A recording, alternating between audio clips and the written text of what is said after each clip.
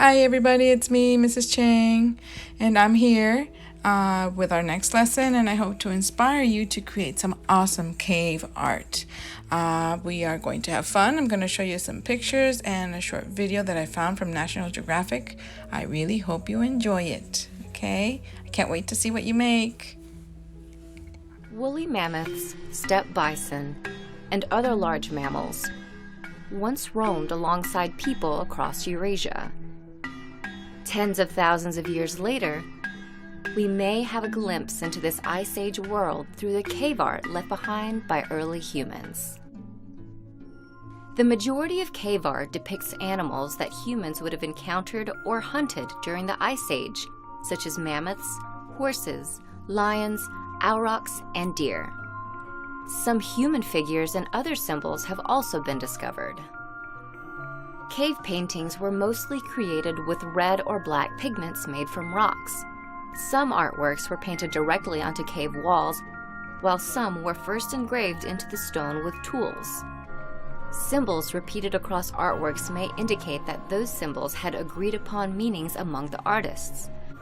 While we may never know with absolute certainty why cave art was made or the meaning behind individual paintings, these works give us insight into the evolving minds of our prehistoric ancestors and the world in which they lived.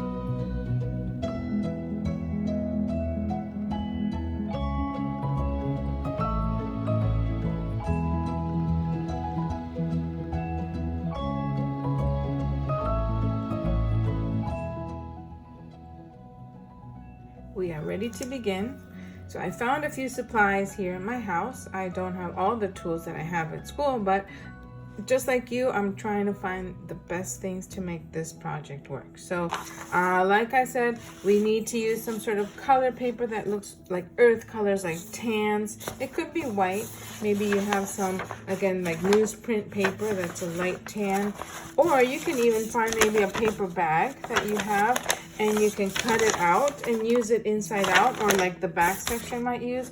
You need a piece of it. You need like a piece that's gonna fit on a paper. So we can start by using that. All right, so I'm gonna use one of my tan papers. Again, we're gonna imagine that we are using part of the inside of a cave, like the pictures that I showed you. So it should be a little bit darker, but again, if you have white, it still works. We can make it work. So we have this paper, and we're gonna tear it a little bit. We wanna make it feel like it's organic, like it hasn't been cut by a machine so straight. So we're gonna kind of tear it a little bit. I like to use my fingers, and I pinch, and I push one finger to the front, one to the back, and I just kind of tear it. Again, it might take some practice, but it's okay. That makes our muscles in our hands stronger. Again, you pinch with your tips. One finger goes to the front, and the other one pulls back. See, one to the front. And you don't have to do all of it, but you want it to look a little bit uneven. Again, like it's a piece of a slab, a piece of rock. Okay, part of that wall. So I'm tearing it gently so it stays close to the edge. So that looks pretty cool. Cleaning it out a little bit. Same thing on the other side.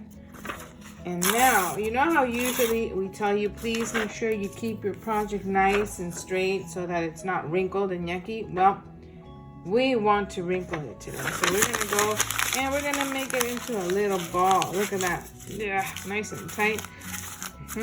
So yeah. So that doesn't really look like a project, does it? So we're going to open it up now. What we did by wrinkling it is adding texture to our paper.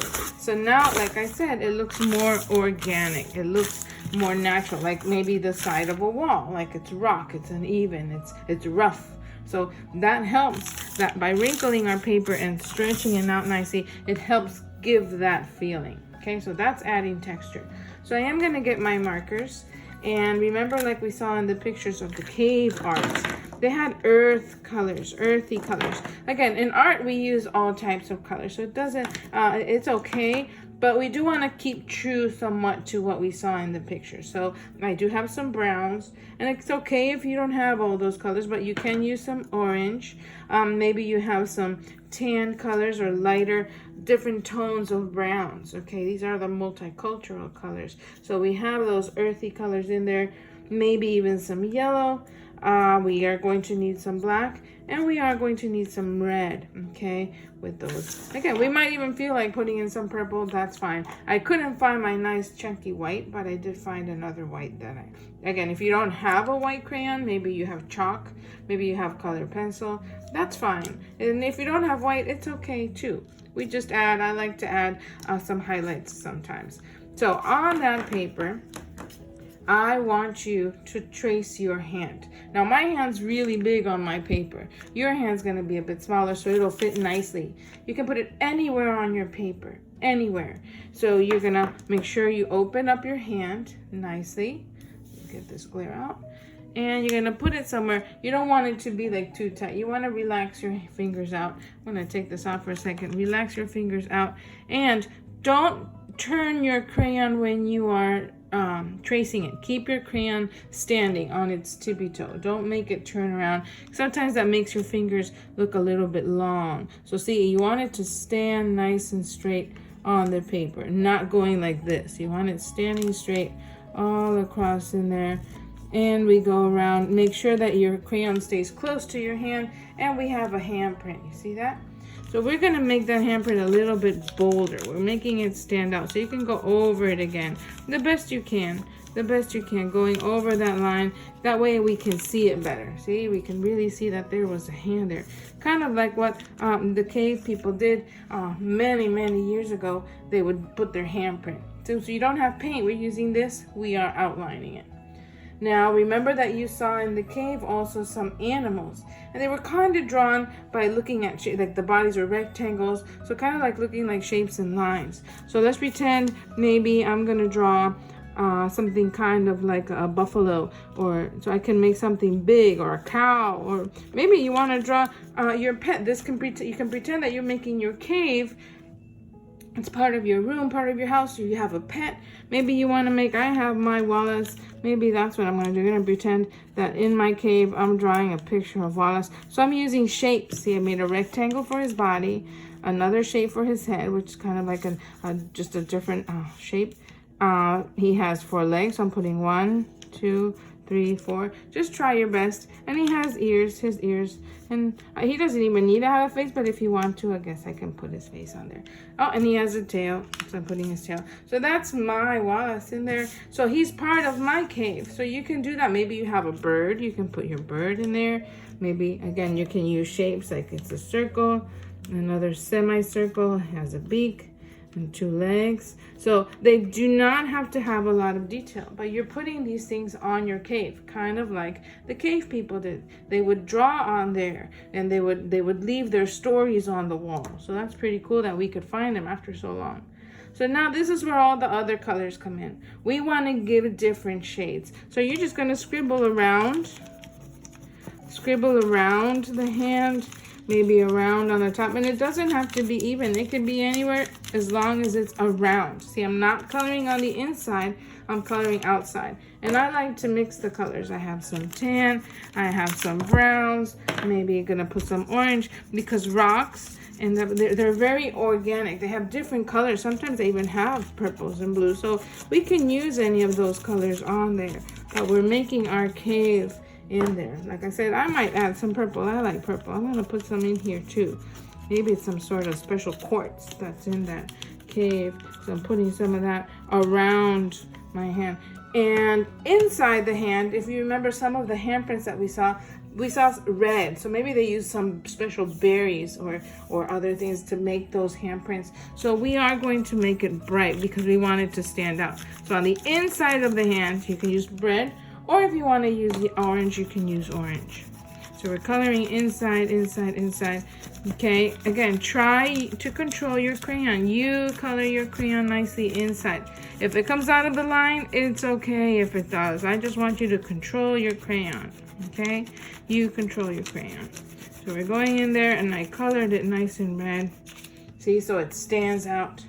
And like I said, I do have a white crayon because sometimes, since the paper is not white, in this case, if you do use white, you might not see it that much, but that's okay. I can use white and make things a little bit brighter. See, it makes it stand out just a little bit. If you have a brown paper bag, you might see even better. So You put that in there, just some whites, because again, we want it to have some highlights, look natural, and we're putting those in there a little bit. I'm just gonna put a little bit more color. And it's okay if we see the paper, because the paper is already an earthy color. It's nice and tan. So we have our project. Something is missing though. Our name, my name in this case. So I am gonna write it down somewhere, because you wanna make sure that whoever sees it knows who made this project. Awesome. So we have our cave, but we don't want it just to stay like that. If you can, if you have another construction paper, I have a black one. If you have yellow, if you have red, you can pick your favorite color, blue, green, whatever you have. You're gonna come in here and you're gonna glue it on there. I have a stick glue. If you have white glue, any glue, or maybe even tape, whichever glue that you have, I'm just putting it in there, putting some on my paper, making sure that it's gonna keep my paper stuck together. Put some glue. Make sure you roll down your glue, because if you don't, it'll get squished under the lid and then it'll be hard to open again. So there, clicked it up, and I'm putting it on there. It just kind of gives it a nice clean frame, and we are ready. We have our awesome cave drawing. Can't wait to see yours.